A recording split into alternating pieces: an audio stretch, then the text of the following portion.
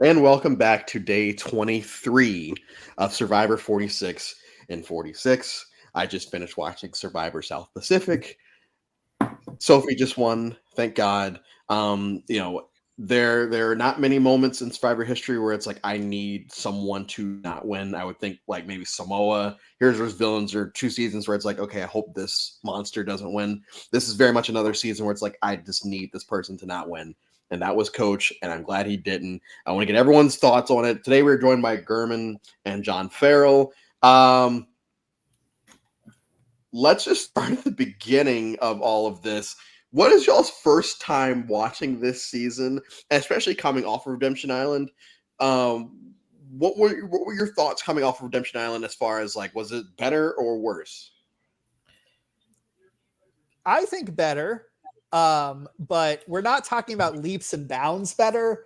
We're just talking about we took one step in the right direction better. Not a big step, but we took one step. I completely agree. I think of any season that had the Redemption Island, this is the best Redemption Island season.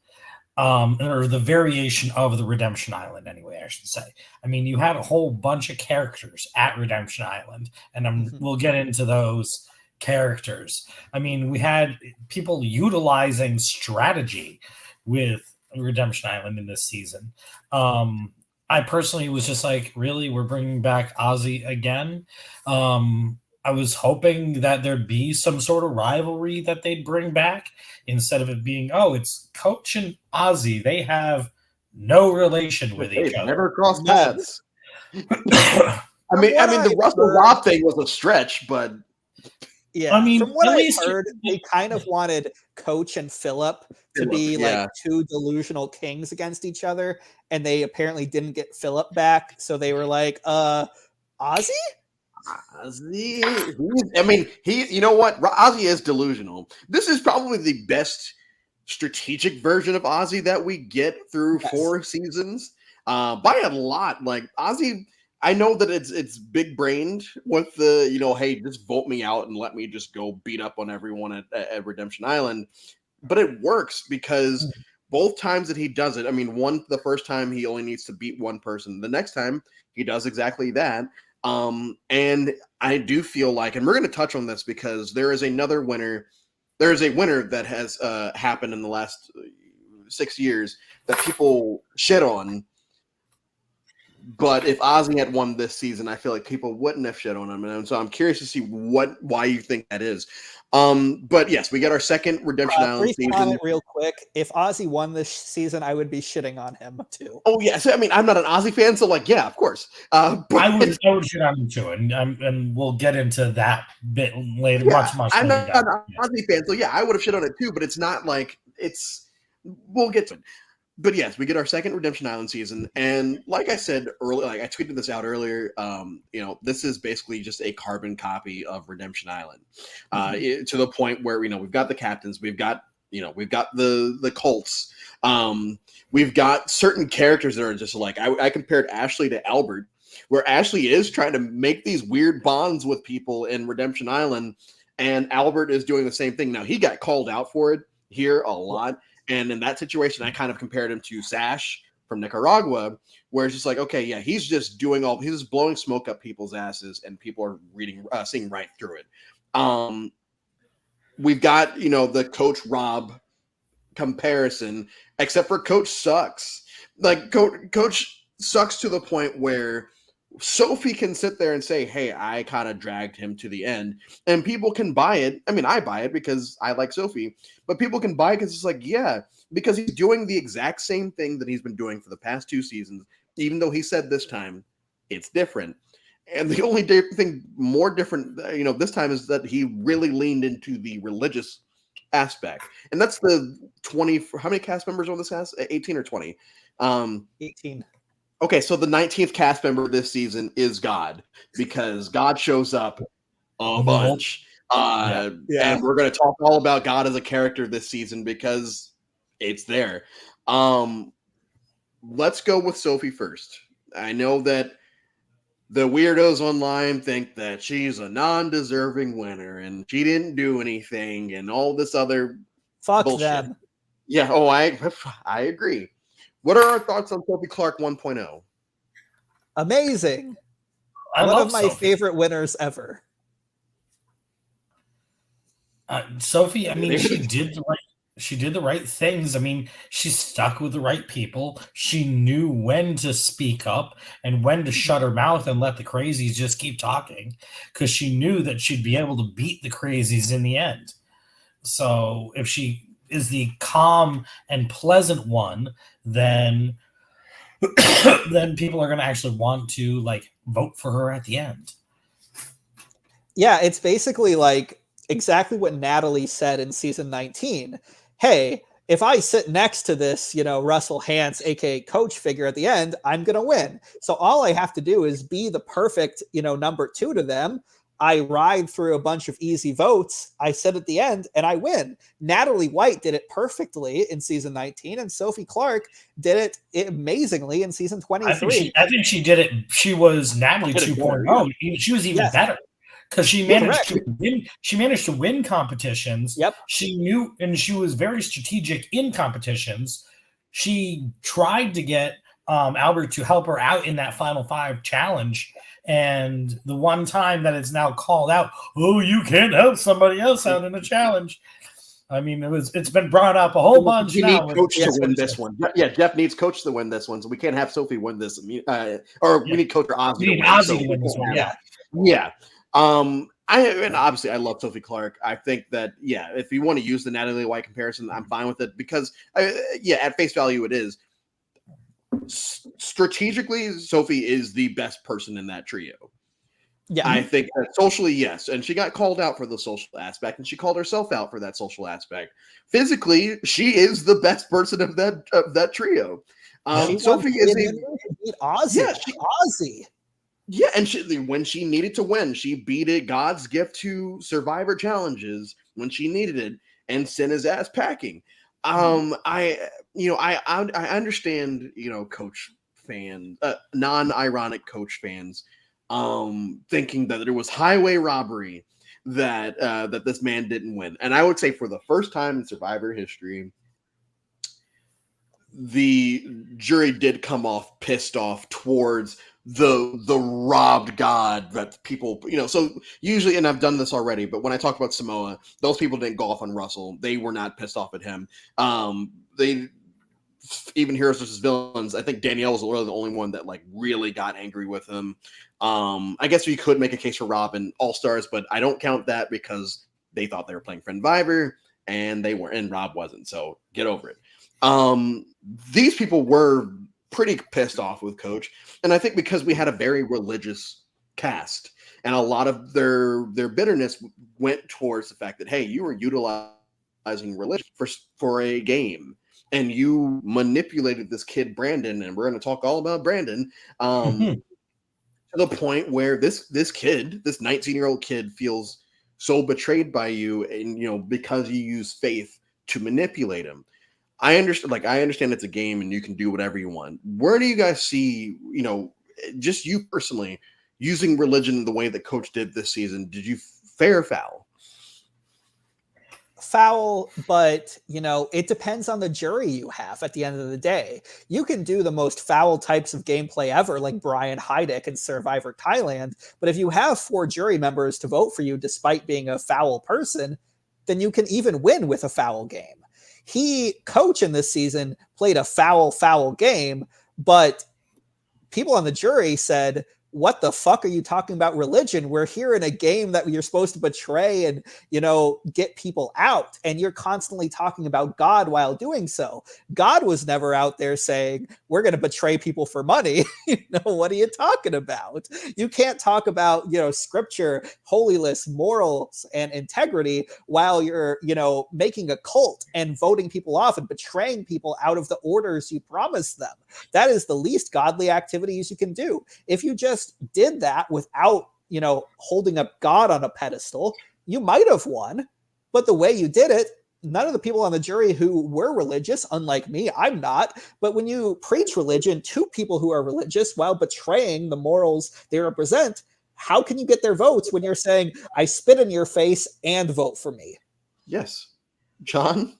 I mean, I see it as a little both, because he managed to get people to have that common ground, especially we're still talking in the 39 days era. So they had a lot more downtime in between things. So they were able to find that common ground. And like we said, so many of this cast was religious. So it didn't matter which faith they had. He embraced everybody's faith and got them to just be more open and more relaxed with each other. And yeah, you have the people like the Brandon Hands who then just went off the complete deep end. But everybody was fine and dandy with talking about religion and having that as their background until they got their throat slit. And they're like, wait a second, I thought we're all hunky-dory here. But I thought God was looking after us. Yeah, exactly. It's like, but God can't save you anymore now. So I mean, unless you got an idol in your pocket, then God ain't gonna help you. So yeah, or even if you have immunity, God still don't help you in Brandon's case.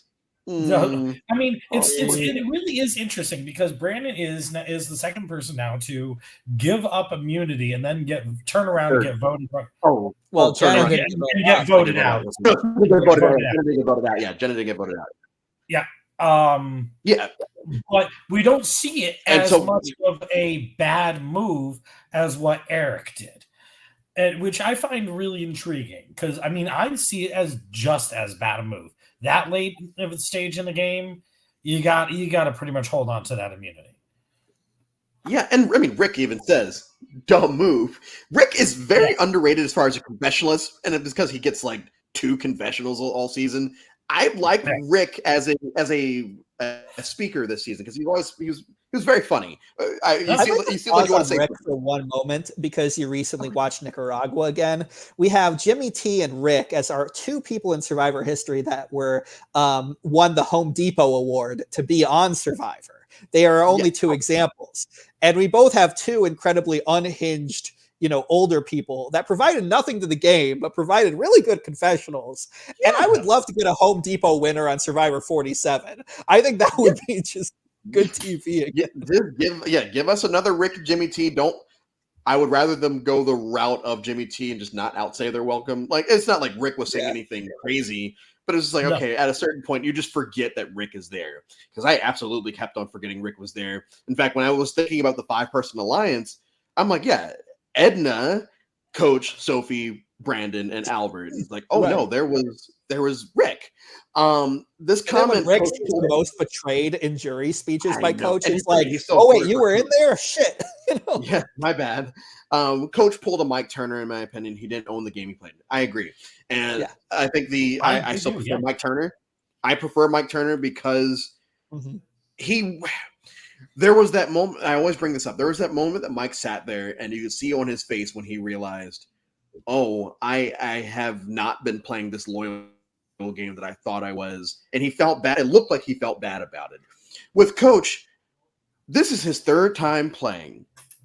And he has seen both of his seasons. And even if he hasn't, he's seen the perceptions of what people have about him online, that he's just a bozo. So this time you come in, and I do feel like we get a more realistic version of him. He's not doing a bunch of the Dragon Slayer shtick.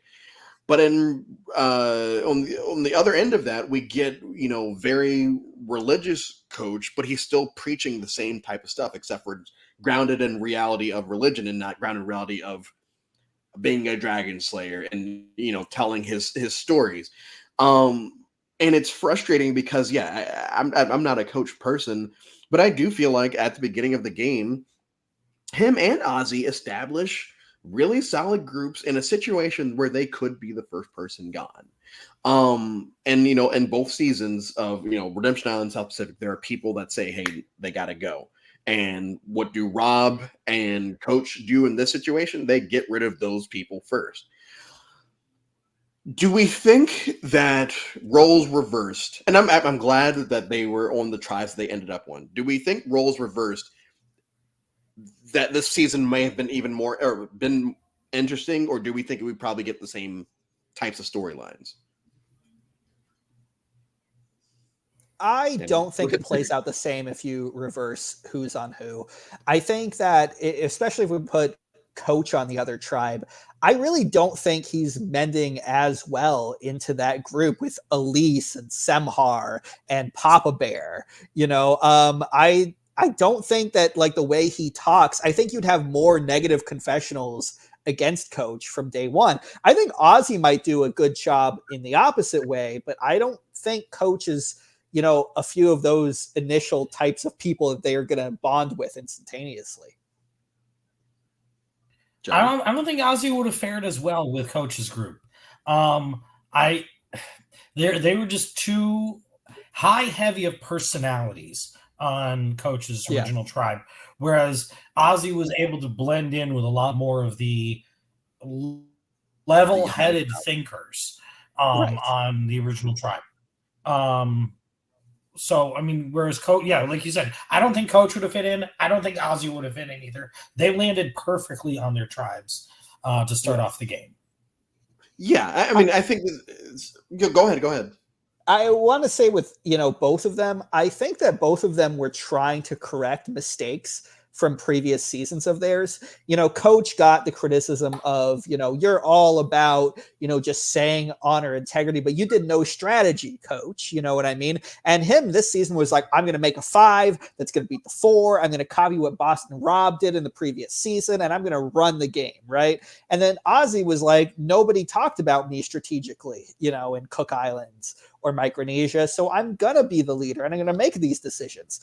And it's basically like two people who have these most tragic outcomes to, the decisions they were trying to make, because Coach is like, I'm going to be the leader and I'm going to be that dominant figure. But he didn't learn from Stephen Fishback, betraying, alliances and having no jury votes. He didn't learn from Russell. He made the same mistakes of people that he was on the jury and voted against. Ozzy, even though he said, I'm going to be the strategic guy this season, he fell into all of the same traps that he made in the past 2 seasons and had to just rely on his physicality again, and couldn't against a one-time, first new player that he lost against. It's these two people that were going to be, this is finally my time, beaten by new players and beaten by the same mistakes that he made previously. And I kind of love that, to be honest. And I love it. I'm glad that we got the outcome that we did, because if we got 2 returnees winning back to back in seasons where it's very clear that the season is set up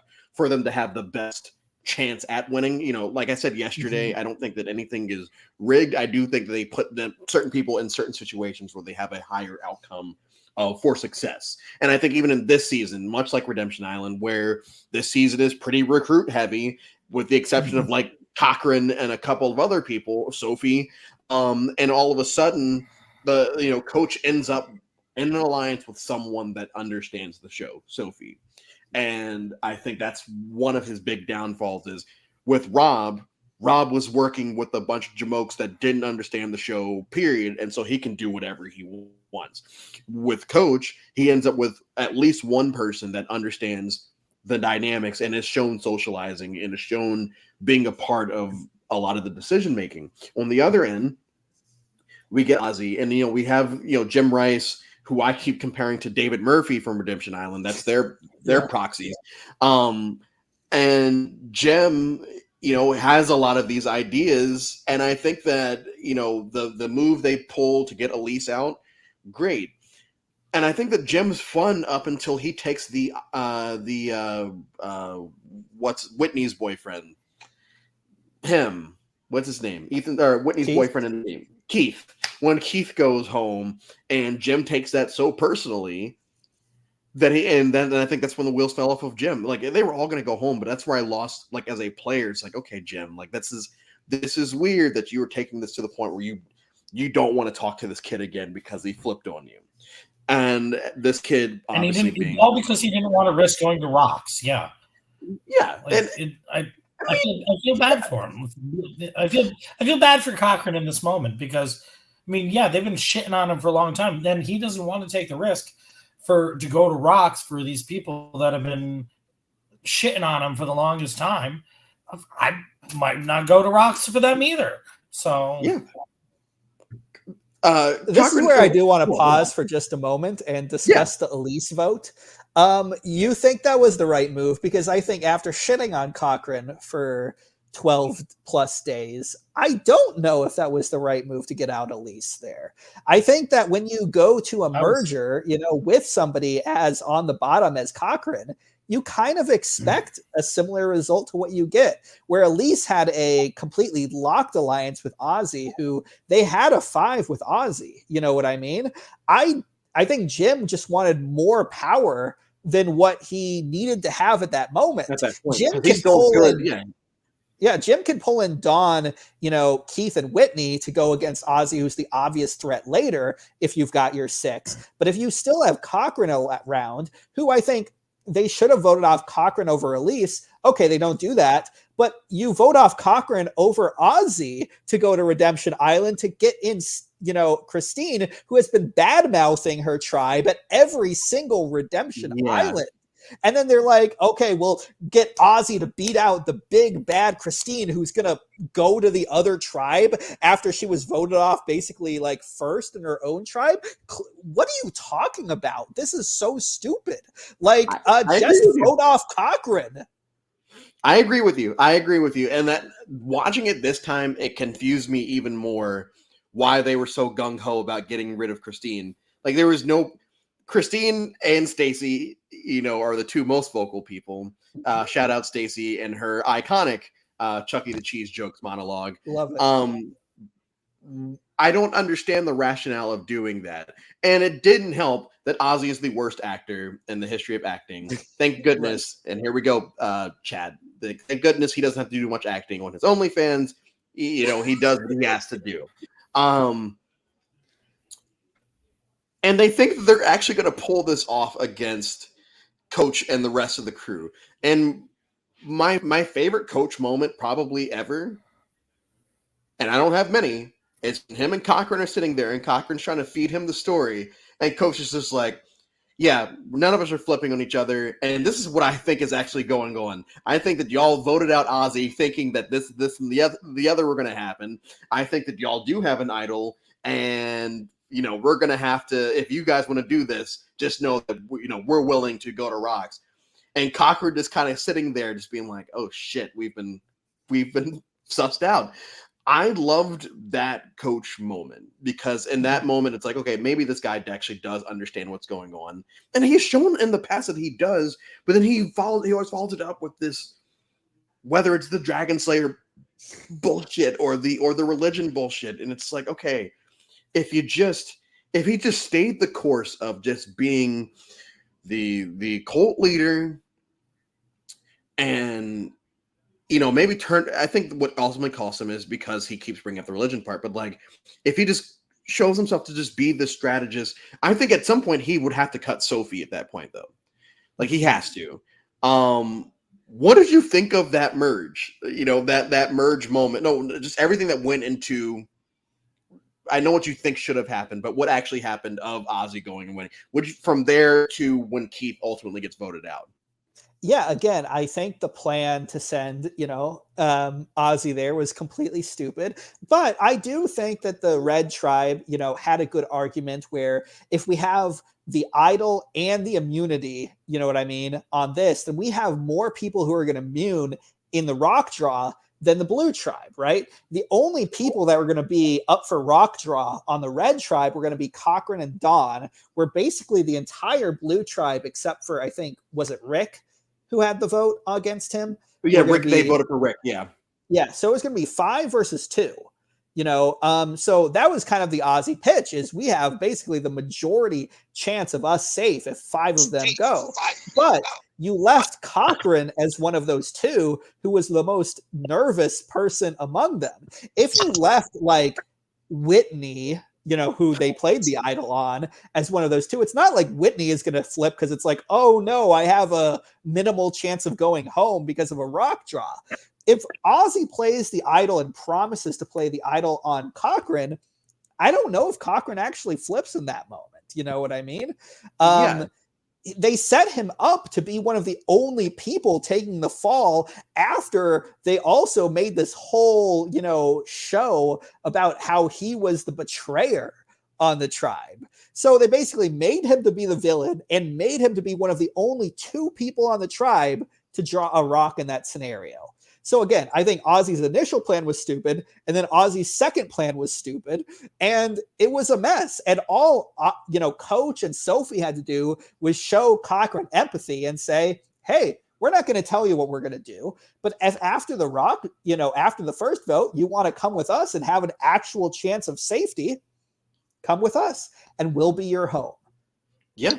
And Brandon says stuff like, "Hey, I'll look after you." And it's just, once again, we're going to talk everything Brandon Hance a little later, but there was a very wholesome moment of just like, "Hey, just stick," when they're leaving tribal, he's like, "Just stick with me." I'm like, oh my God, like, he's really looking out for this poor soul. John, what did you think about the merge, specifically the merge vote? Do you think that they could have gone a different way? Do you think it should have gone a different way?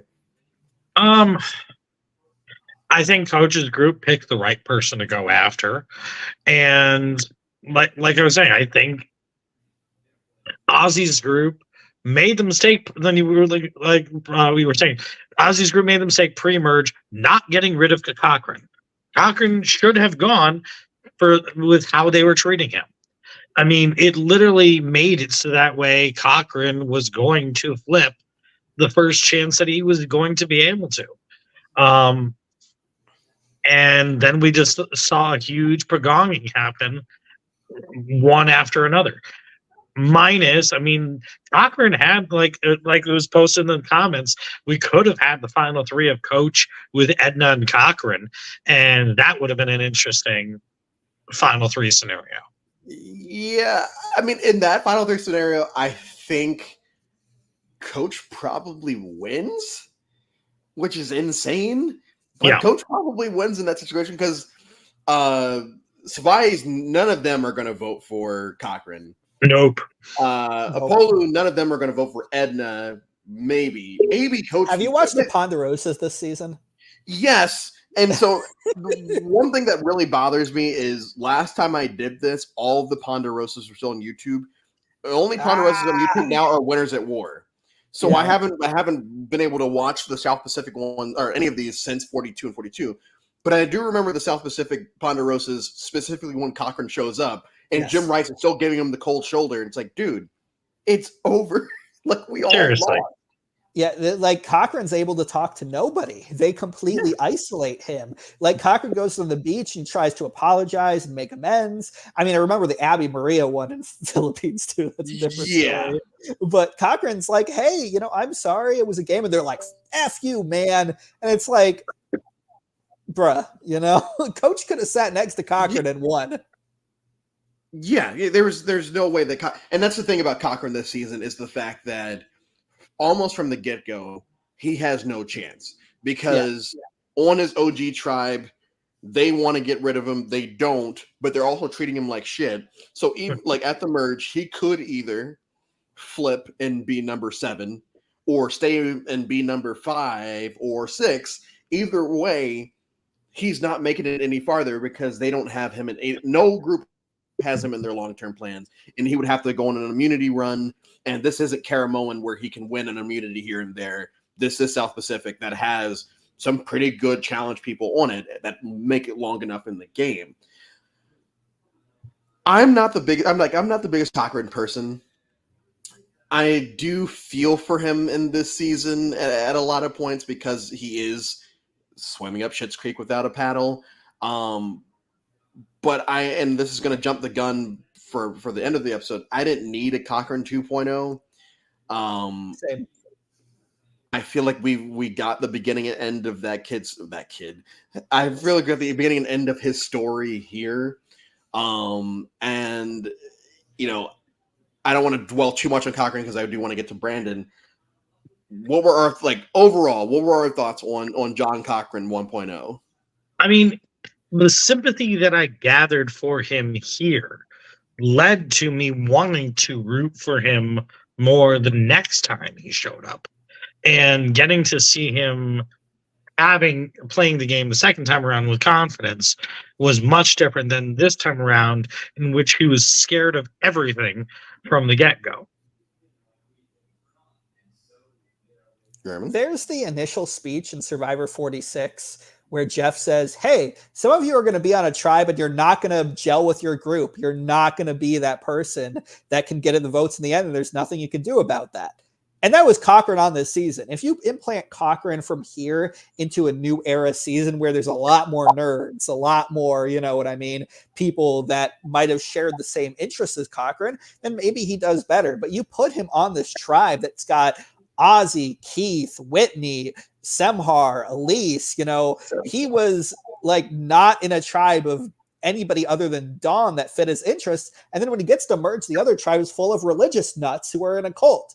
You know, I don't really like Cochran. I don't like his sense of humor, but I do feel for him that he was in a group of people that really had nothing in common with him. He was set up to lose from the start, and I don't like.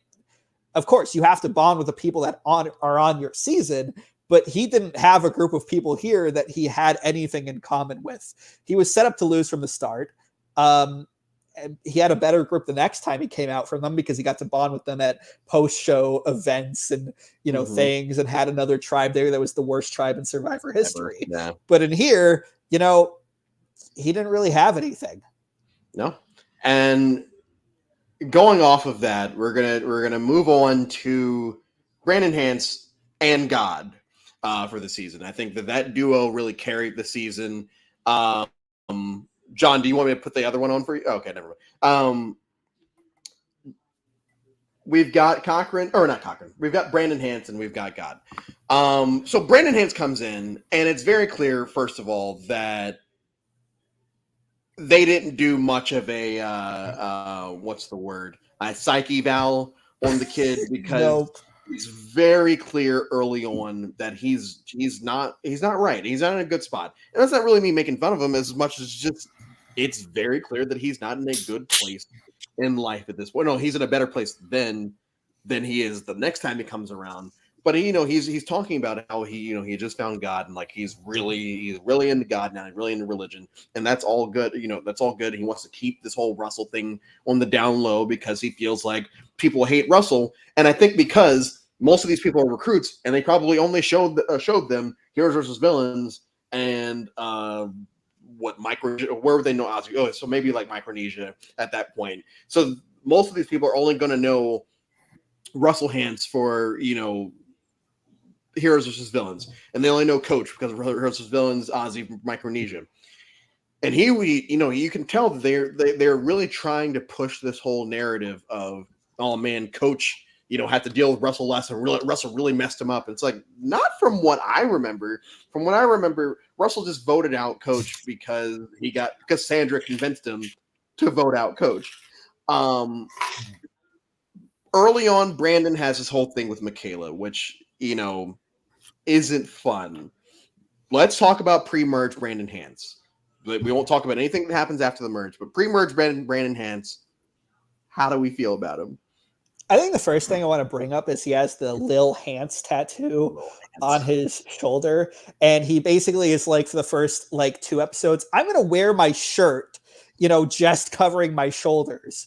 And then I just be honest, if you were on Survivor and somebody was doing that, I'm like, what's wrong with you? Who wears a shirt like that?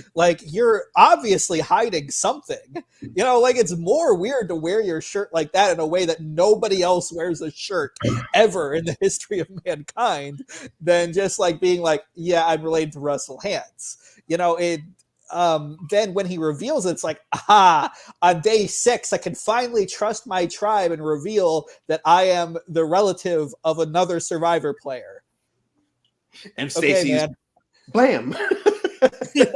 Stacey can't believe it. And now that I have revealed that, I'm going to make incredibly sexist comments about another Survivor player for the next, 2 episodes until she goes home. Farrell? Fuck you. Pre-merge Brandon Hance. Pre-merge Brandon Hance in any game is absolute shit. I mean, we've seen him just be at the high of highs and low of absolute bottom feeding lows in these games. I mean, he thinks that he is the end all be all. And I honestly think that he may be the worst out of the three Hanses, and that takes a lot. Wow. Whew.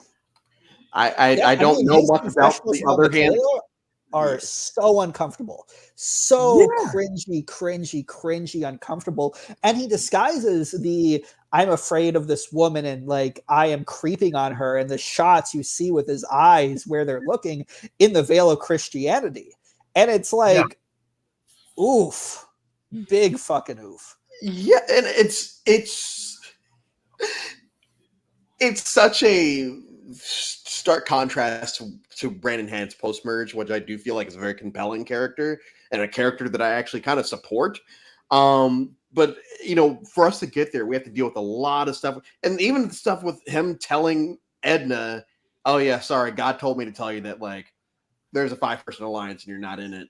And once again, it's just like this kid is unstable, and a lot of the pre-merge is them saying like, "Hey, why don't we just do this? Why don't we just get rid of Brandon?" And we gotta stay the course. We gotta stay the course. This is our crew, and we can't start turning on each other, and we can't even vote out Edna because we need Edna. I need Edna. Brandon. Yeah.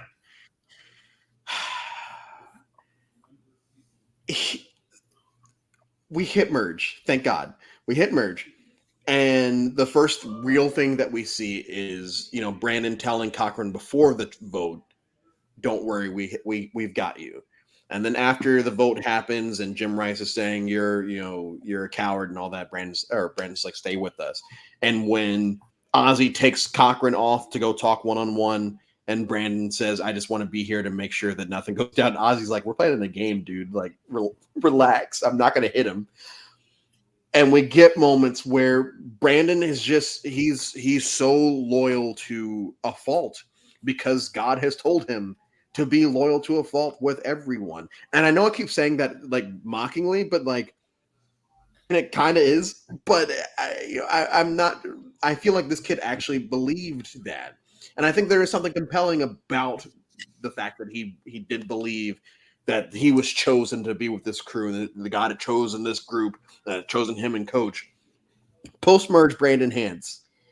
Before we get to that moment, the necklace moment, do we like him? I want to put the pause on like the God expectations for a moment, and also put the Russell Hantz family expectations on him for a moment. Yeah, I talked about the tragic, tales of like Coach and Ozzy this season, but also you had Russell Hantz and Sean Hantz, Brandon's father, who was there, the family visit, demeaning Brandon. And then at the reunion show, you have Russell Hantz demeaning, Brandon Hantz. Yeah. You have his entire family basically being like, "You have to live up to our legacy." Russell's legacy isn't even good. Like, let's be honest about that. But they're taking this young kid who really, is very young, does not have much life experience, is in a bad place in life, and saying, you have to live up to this infamous reality TV villain. And we have to be honest, Survivor at this point had hit a high, a viewership after it was at a low, after like 11 through 18. Russell Hantz kind of spiked the show's viewership for a while and was a big TV character. And Brandon has to not only live up to his religious expectations, but also the Russell Hantz expectations. So he is, having to live up to all these things in his head, when in reality, he's just a young guy that, doesn't need this religion, doesn't need, the Hantz legacy, just needs to be himself and grow up. And I do think, like you said, you get this rare moment at the beginning of Merge where I think he's trying to be his authentic self away from those moments. And then when, his, Sean Hantz comes in, I think it resets him again and puts him into that dark place that he was in the pre-merge again. He's a very, traumatic character, despite all of the sexist and horrible things he's doing in the pre-merge. At the end of the day, he's a guy with had the world of expectations over him, and he didn't have the ability, didn't have the mental capacity to fulfill of that. And I feel bad for him, Yeah. Farrell? Oh, okay. Sorry. No. No. Post-merge Brandon. Post-merge Brandon. I mean, it takes a lot to get over the initial pre-merge, Brandon, to have any sort of want to change your thoughts about Brandon once you get to post-merge. And especially like knowing now, like, I mean, like how crazy he's gotten with everything and how mentally unstable he was. I mean, I honestly feel that he is the reason that they put psych evals now into the Survivor auditions.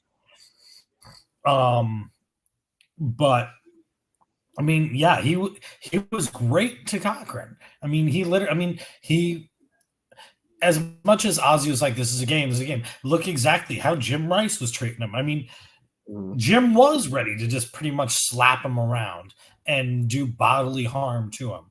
But yeah, it's tough to think like that. I mean, Brandon did have a much better game once he reached post-merge. And it was a lot more respectable of a game. However, I still think he's absolute shit and is still, like I said, the worst of the three hands. Because as much as we all hate Russell Hands, I mean, he is a legend for various reasons of the game. People, I mean, I didn't say he's great. I'm not saying he's the best. I know. Exactly. But think about what he brought about for the game. I mean, that's my thoughts on Russell, but it's not like Brandon brought any of that to this game. Somebody honestly in the chat mentioned that Brandon would have won if he got to the end, and that is what we've heard from post game interviews and whatnot. And that's also true that Brian Heidick was the most horrible person in Thailand and still won the game when he got to the end. So that does give you a sense that Brandon Hance, especially post-merge, especially to the losing tribe, the Red Tribe, had a decent enough social game with those people while they were going out, where Coach was saying, I'm the religious guy. And Sophie, who I love, wasn't talking as much with those people. And Albert, who I want to talk about a little bit later, was Albert to them. You know what I mean? Brandon did, in his way, maintain the best social game to the other tribe of anyone from the Blue Tribe. But again, like I said, the moment that Sean Hance appeared, he immediately sunk his game completely afterwards. And what I'll say, and I know Farrell brought this up earlier about what did Brandon bring to the table. I'll tell you what Brandon brought to the table. Coach likes to preach all of this loyalty and integrity and all that. Brandon Hance actually did do that. Brandon Hance was loyal to a fault, and he did have integrity and all this other stuff that you actually do not see in this game, and stuff that Coach has been preaching for years at this point. Brandon actually did all of that, and it's insane that we had to. It's a Hance that did finally bring all of that to the table. And I do think that, put it in the right situation, Brandon does win, because of what you said of the social game, but also because he was loyal to his crew the entire time. And I feel like he receives a lot of votes from a lot of, Sophie, I don't know, votes for him. I mean, we're fantasy booking at that point, but I think there's a lot of situations where Brandon Hance wins. And so we get to the necklace situation, and we can use that's the segue to Albert. Brandon wins immunity, and God comes to Coach or Brandon or both, can't remember. And God says, "Hey, you need to give the necklace up to Albert." And they have their whole moment, and Coach and Brandon are sitting there, and it's like, I'll tell you what comes to me in my prayers. Brandon gives up the necklace to Albert. They vote out Brandon. Albert actually votes for Sophie in the situation. And I know we already touched on this, but did you feel bad for him here? For Brandon? No.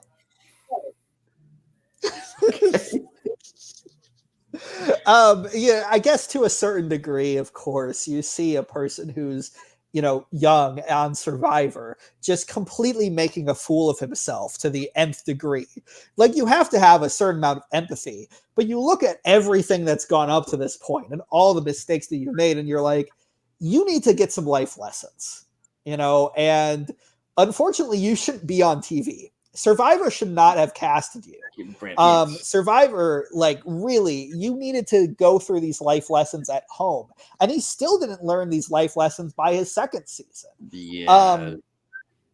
So I guess I feel bad, but like, at the end of the day, if somebody does every single thing wrong, every crime possible, and ends up in prison, by their own volition, I can feel bad for them, but at the end of the day, they made mistakes that led to where they're at. So it stops at a certain point. John, do we feel bad? No. I mean, like as I was saying earlier, this is Eric 2.0. But I mean, it gets to the point though that Eric still is seen as like the worst move, and Brandon is just seen, well, he is a victim of God. This is not a bad Survivor move. God just hates him in this moment. But yeah, God hated what's his name from Redemption Island? His name I've already forgotten. God hated Randon from season 46 because Banu saved him. Yeah. God hated what's his face? Matt Elrod. Matt Elrod. Because as much as Matt Elrod is saying God is guiding my hand through all this Redemption Island stuff, and all of a sudden it's like, oh well, psych, Andrew's going to win now. Sorry. To John's point, real quick, Eric Reichenbach on 16 was told by Natalie and Suri that they would vote with him if he took off his immunity. So in the ideal world, it's a 3-2 vote. Brandon was only told by Albert. By Albert. He was only told by Albert, who did vote with him. I think this is even worse than Eric's move. That's why I understand where you're coming from. But for the longest time, Eric was always seen as like the worst move in Survivor history. To go off of that, I feel like the reason that it's looked, one, because it was the first, two, because it's an alliance that people actually put on a pedestal of it being the Black Widow Brigade. Like, people look at that, they don't really look at the Opolu, the cult, as like one of these all-time alliances. I think because the winner of the season came from the alliance that did that. I think that, I mean, I guess Sophie technically was in that alliance, but anyway, I think one, the main reason is because it happened first, and because it couldn't have happened to a better guy than Eric. In this situation, it is Brandon Hance, and like, it's like, okay, yeah, good that it happened to him. I mean, I did feel bad for him, but that's just because I have. We go on to Albert, and Albert spends a lot of the merge making promises or trying to do things that he doesn't ultimately end up doing. It's very similar to Ashley in Redemption Island. It's very similar to Sash and Nicaragua. It's very similar to Kelly Wigglesworth in Borneo. I was going to say we compared it to Samoa. Compare him to Mick in that final three. I mean, it's like we said, it's almost a mirroring of the Samoa final three. I want to differentiate Albert a little bit slightly from like the Mick type, because Albert was actually with Sophie in terms of one of her only few applicants on this season. So unlike, the Micks and some of these other people on this season, the Whitneys, the Keiths, Albert actually knew the show to a certain extent. You know what I mean? And that kind of puts his mistakes in, I think, a little bit of a different lens for me than some of the other people that we've mentioned. Because Albert, in theory, should know a lot of the mistakes that he was making. But I think that Albert was, you take Albert and Sophie, some slightly less religious people than the alliance they were part of. They were trying to be the mastermind that was with there at Coach to the end and could plead their case. Sophie did this by letting Coach take the reins and letting Coach take all the back, lash of everything that happened. Albert thought, well, I have to be more dominant than Coach. Albert thought, I have to, be more important than Coach. So Albert kept promising everything to all of these people as they went out, because he's like, well, you'll look at me as the more strategic one, right?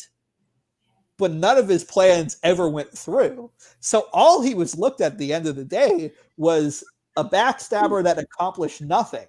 Coach was looked at least as a backstabber that accomplished something, with the moral guise of all of this. But I think Albert in this season plays an underratedly bad game, that doesn't get discussed enough. He held all of the cards to be the Sophie, that wins in the end against Coach because he knew the lessons that Coach had done everything wrong in his prior 2 seasons. Albert had that knowledge, but Albert still nonetheless makes Coach's same mistakes on top of him, and even worse, to where he gets 0 jury votes at the end. Albert's a fascinating character, and he sucked at Survivor. Jesus. Farrell, follow that one up. Yeah. No, I mean, to be honest, I don't know, and I've been horrible at following who was applicants and who was recruits. All I can go off of was how they performed during the season, and Albert just seemed too much of a follower at times and writing checks that he just can't cash. And whereas Sophie was able to control a little bit of things. It was able to win challenges when she needed to, and knew what situations needed to go her way in order to make things happen.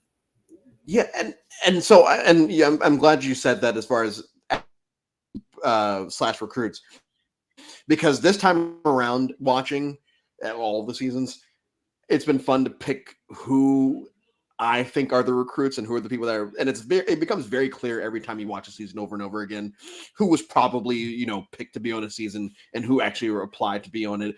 I will keep going back to James referring to the immunity idol as the immunization thing in China. This season, we've got Whitney, who's a country music singer, and it's like, okay, well, that's Chase Rice. We've got, I feel like Jim Rice probably applied, but then we have Semhar, who I don't think Semhar was the biggest Survivor fan coming into this. I think Papa Bear was, because he says he was. I can see Christine being one that signed up for the game. Christine, yeah, and it's so interesting to see these seasons, because I'm getting to one tonight that I'm gonna to see seasons where there are people that actually understand the game and how they go about playing it. Because in one world, jumping the gun a little bit, we get a situation where we have basically 3 people in the cast, maybe 4, that know what Survivor is, and we get the top 2 most dominant winners of all time because she's playing against a bunch of jabronis that don't understand the game. And I think that's something that Sophie does so well in this season is, okay, yeah, I've got these people, and I've got Brandon Hance, and yeah, I've got Albert, and she even says like Albert because we can talk a game with each other. Okay, cool. So you've got someone that you can bounce. You've got Coach, who that Coach is probably just going to coach his way to the end, and all you do is beat him. You've got Brandon, who is Brandon. You've got Rick, who's invisible, and you've got Edna, who we all know we're going to. Sophie's set up so perfectly from the very beginning because she only has to, stick with this crew. She doesn't have to outthink anyone because they're going to do it to themselves. They're going to try to do all these crazy moves because they've only seen 2 seasons at Ponderosa before they got there. They're going to go looking for these idols and everything. And all I have to do is sit there. And, like I said, she neglects the social game and she admits it. And I think that her second time around, she plays a very good social game, aligning with Sarah and all that. My favorite Sophie moment of the season is at Final Tribal, where she says, "Oh yeah, I just want to say, they already found the idol before we prayed about it." Yes. And Brandon's going like this, and it's like, yeah, man, God didn't find that shit for you. Like, Coach found it and then prayed about it. Speaking of that Final Tribal Council, I think we also got to discuss one more Brandon Hance moment with Albert there. Did you? Yeah. Albert just wants to be that mastermind used car salesman until the very end and manipulate Brandon, but Brandon knows the truth. Brandon's been at Ponderosa with Rick, who was there in the initial conversations, about hiding the idol. You know what I mean? Brandon knows everything, but Albert still, at the very end, still wants to be that survivor winner. And by the way, I think Albert's been really self-deprecating and knows what he did wrong on Twitter. Post-season, 10 years later. You know what I mean? So shout out to Albert. He knows what he did wrong, but in this moment, Albert is still trying to become a survivor winner, and Brandon Hands, is just trying to look for the truth, and Albert won't give it to him. Did you know? It's such a sad moment. Did you know? It's like, man will kill you. I don't think that you guys understand that he thinks this is real. He will kill you if you don't tell the truth. Restraining order. I mean, this FTC is literally foretelling how Brandon is going to be during Karamoan, and it's his emotions carried right on over. Yeah, and thankfully he doesn't have anyone this season. Go ahead. I'm sorry. No, I mean, Don and Cochran knew exactly what they were going to be getting with Brandon since they had already just dealt with that. And they knew they had already started to see Brandon get unhinged. And I mean, they didn't get to see what he was like during pre-merge, but they found out quickly. So, and I think the reason that we don't get crazy Brandon this season is because there is no one there to antagonize him. Because in Caramon, we do have Philip, and they have their whole thing. And it's like, if you have someone that's actively antagonizing someone that's not, stable, bad things will happen. Because when he's just being lied to here, he's so focused on Albert, just tell the truth. Or just him, once again, going up to Cochran and Ozzy and feeling like, I have to protect Cochran and it might get physical. It's like, it's not going to get physical, dude. Like these ain't the streets of Texas or wherever you're from. He's such a compelling character this season. And it just sucks that we just didn't end it there. If we just ended there,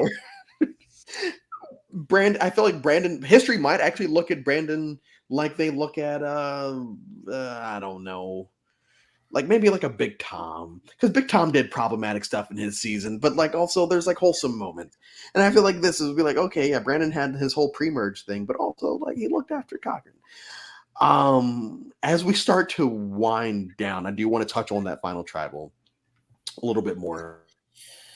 Well, first of all, the redemption. No, actually, no, that's not true. I want to talk about Ozzy and Redemption Island, because I alluded to this earlier. People love to shit on Chris Underwood for winning Edge of Victory because he only played like a day and a half or whatever. I know this is an exaggeration, but I do feel like if Ozzy had won this season, people wouldn't, like the majority, the vocal majority, wouldn't hate it. And that bothers me because he got voted out so many times and had to use. I mean, you know what? If it's part of the season, it's part of the season. I get it. I would support a winner no matter what. Why do you, I guess I should phrase this. Do you feel like people would have supported an Ozzy win this season? Those fans, if you know what I mean. Okay, there's a big difference between whether they would have supported it and whether they're right about that opinion. Because honestly, you're right.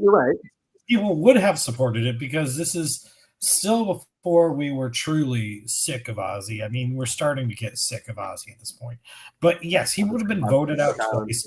Voted out once if you want to call this first one a strategic move to win that first thing because he asked to be voted out there.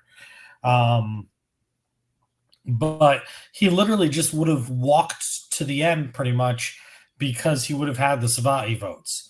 And I mean, whether or not Cochran would have voted for him at the end, that would have been interesting. It would have been, I don't know if he would have or not, but that would have been an interesting final three scenario. I don't officially know who would have gone in that scenario. If Ozzy wins that final immunity, who goes But Probably Sophie. Because Ozzy and her were beefing. Albert probably votes for her, which means the coach is either going to have to make him go to fire or. Yeah, exactly. So could have been Sophie going, and then we have the situation in which it probably is Ozzy to win because again you have the same situation of people are pissed at coach and pissed at Albert. So does Ozzy just win by default at that point? So as close to default as possible. There's a personal respect difference for me with Ozzy and Chris Underwood here, where Chris Underwood only has to win one challenge to show up at the finale, where Ozzy had to win at least 6. You know what I mean? Yeah, there's a difference here. Ozzy had to fight versus the next person that came, and the next person that came, and the next person that came, and the next person that came. Chris, it's like, I won one and they brought me back with an idol. Okay, bro. You know what I mean? Ozzy had to win that challenge after he came back in 2 at the final 5. And he lost in the final 4. Okay. Chris Underwood was brought back with an idol and only won one challenge after being interacting with the entire jury the entire time. I think there's a difference here where I would slightly respect Ozzy's game over Chris Underwood if Ozzy was the winner of South Pacific. Would I respect it?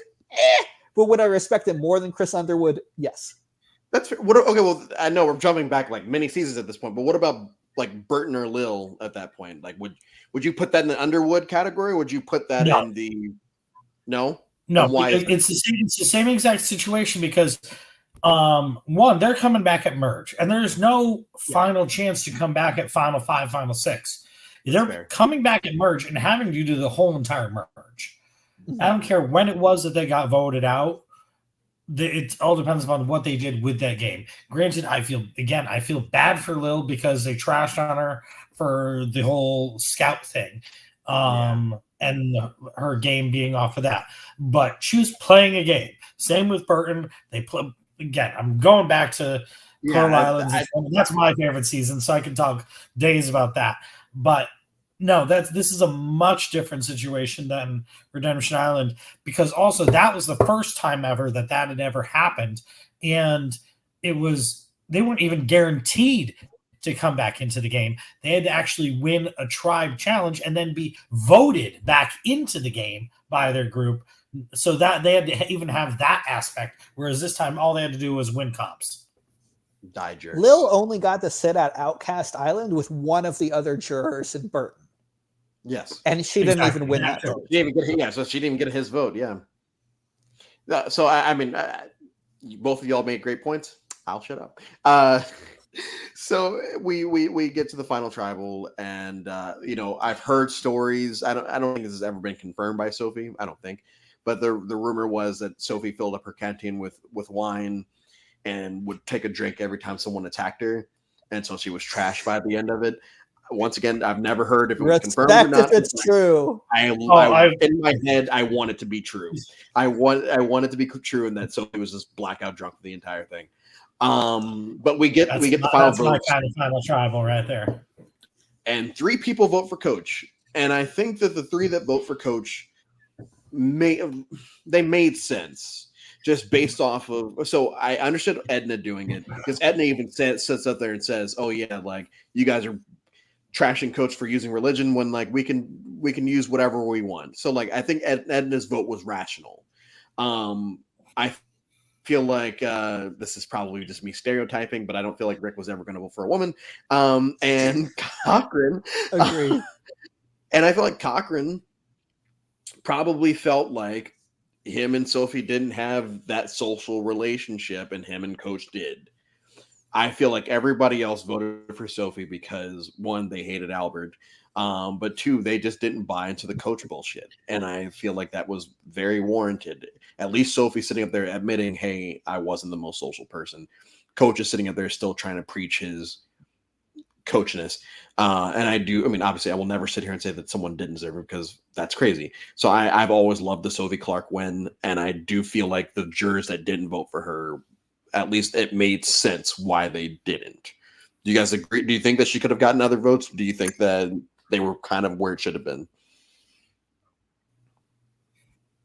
I think there's probably fine some with it reality being where Sophie could get Cochran's vote, but other than that, I think it happened how it was going to happen. I'm fine exactly how they laid. I'm fine with Sophie winning. I'm fine with Coach being a second place person. I definitely feel he deserves second over Albert, in my opinion. Because I mean, fuck, he led that group. I mean, and Albert was his follower, so it's not like Albert did anything to warrant being ahead of Coach when he was just as devious and lying and manipulative that like people were trashing on. So why not pick the leader over Albert? Yeah. I'm filling in my rankings now. I say overall, the final travel is actually pretty funny to me. Like I enjoyed it for what it was.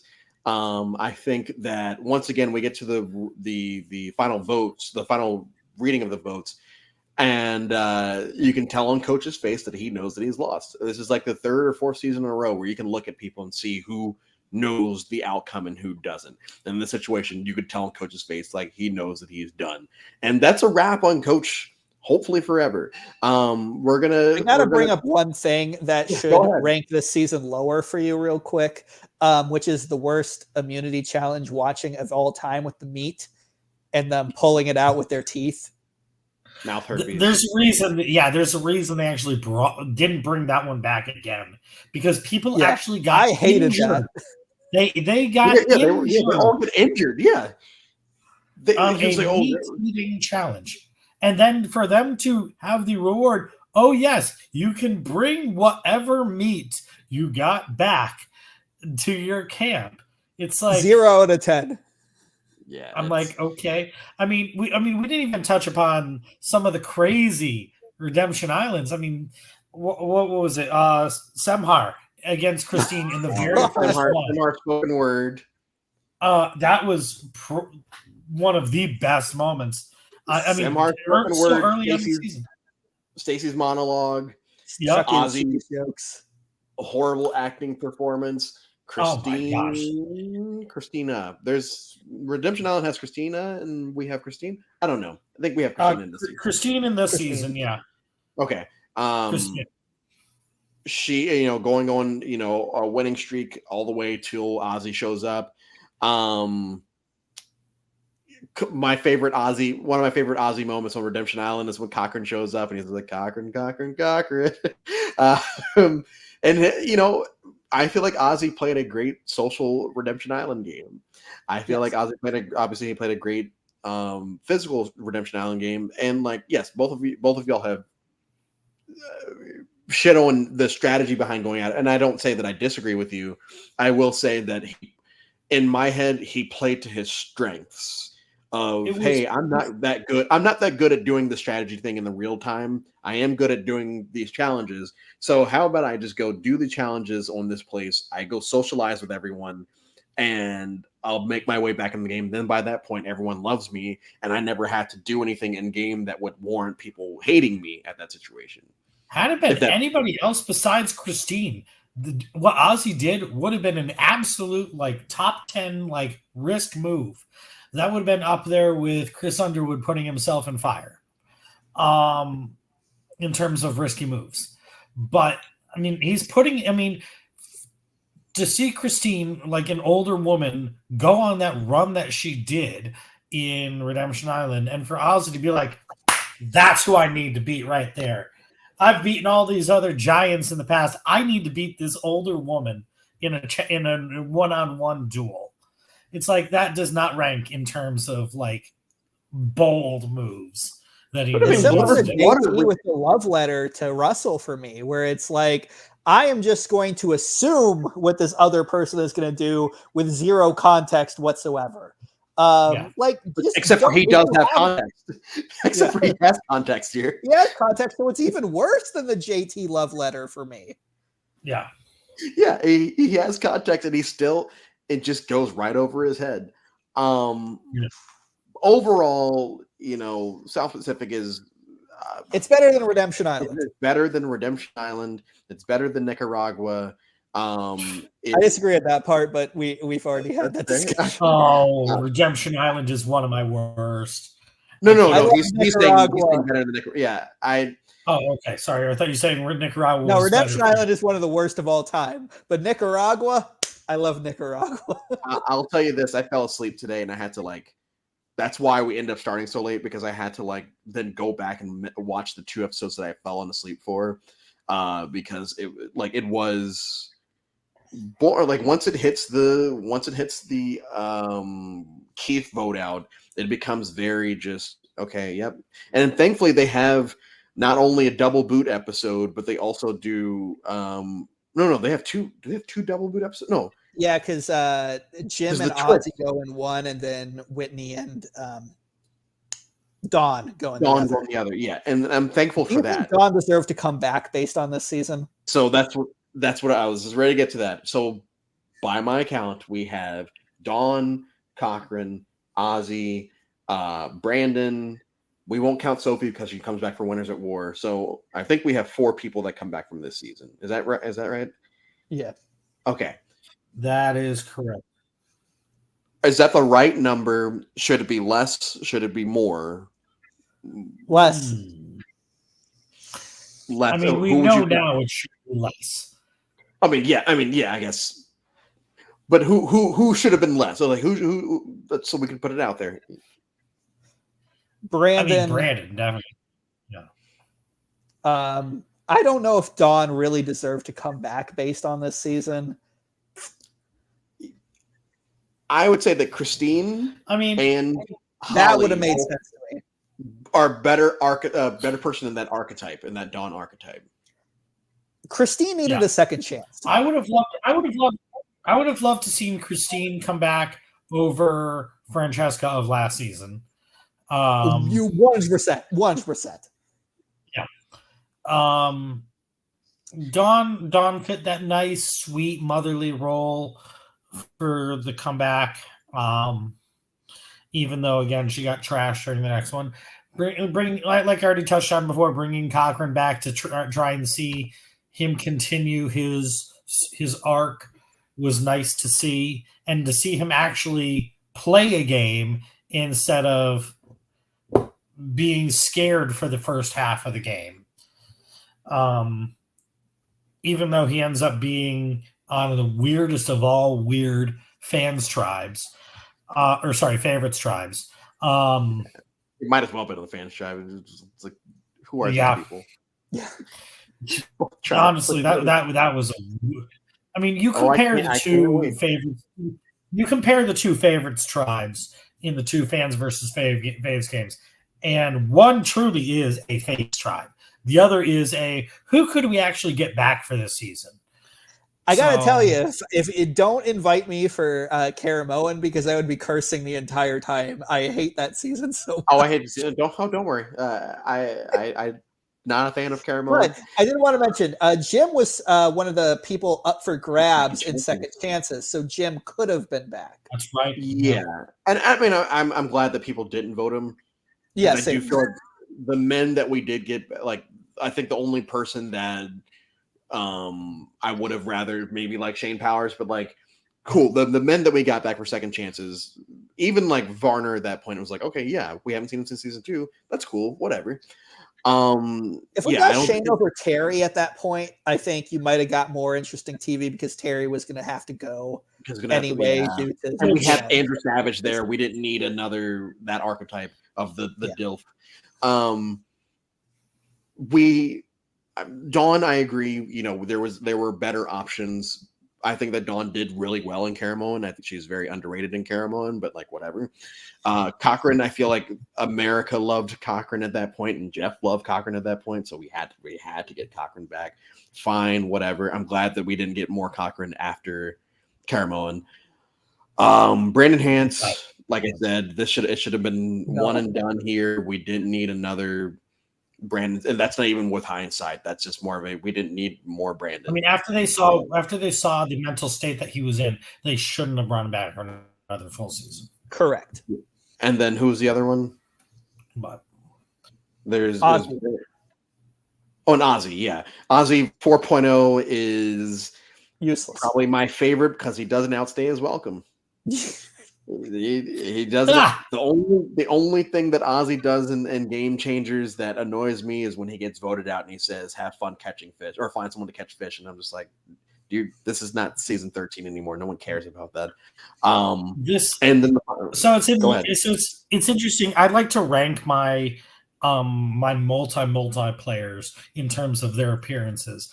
Ozzy, this is my second favorite Ozzy season, with Cook Islands being my first favorite of him, because we didn't oversee him. He was actually kind of cool to watch, and he was that badass that it was him and Yule. It was that like Batman and Robin situation. That was nice. And Coach, again, this is my second favorite Coach of his 3 appearances. My first being Heroes versus Villains. It was fun watching the dynamic of him and Jerry. That was actually fun to watch. Whereas Tocantins was too much. And this time he tried to game too weirdly, in my opinion. But this is my least favorite Coach by far. Like, this is just, it's not, Heroes of Villains is my, yeah, he doesn't outstay his welcome, and he really only has one weird moment in the season, and that's the one moment with Tyson after the Randy vote out, which is still hilarious, so it helps. Tocantins is just like, okay, yeah, this is a cartoon character. It's fine. I'm going to give South Pacific a 2.75 out of 5. It's going to fall right below All Stars and right above Redemption Island. I just needed it better than Redemption Island. That's all I needed. This, for everyone listening, I'm officially halfway done, so I'm going to post my halfway done rankings when I post all of this. Where's Gabon? Gabon is 16. Okay. South Pacific is now 20 out of 23. Gabon needs to be higher, but I'll live with it.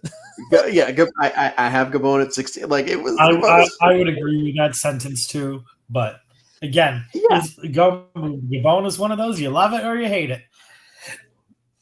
Yeah. My last hot take of the podcast is I think Albert would have been a better person to bring back than some of the other people from this season, because I think he would have been just as unhinged and a used car salesman on future season, bringing to more drama than Ozzy would have brought, Dawn would have brought, and would have been rational, unlike Brandon Hance. So I would have appreciated Albert bring back. He knows the show. He just sucks at it. The first time. Thank you both so much for this. We actually talked a lot longer than I thought we were going to talk for South Pacific. I hadn't planned on talking long for South Pacific, but I'm sorry. I'm hearing it. Oh my God. No. This is great. No, you this know is me, great. and I just don't shut up. No. This is fine. You know, we're nowhere close to the longest. I think the longest was like an hour and a half, and I think that was Fiji. So thank you both so much. Obviously, there's going to be an open invite for when I do the live stream for 46 in like 3 weeks. I'm halfway done. I can't believe it. Thank you to everyone in the chat and everyone listening to this afterwards. Tomorrow is One World, which last time I did One World, it was a lot better than I remembered it. It still sucks, but it's a lot better than I remembered it. So I'm excited to get started with that. We will see you all on the other side.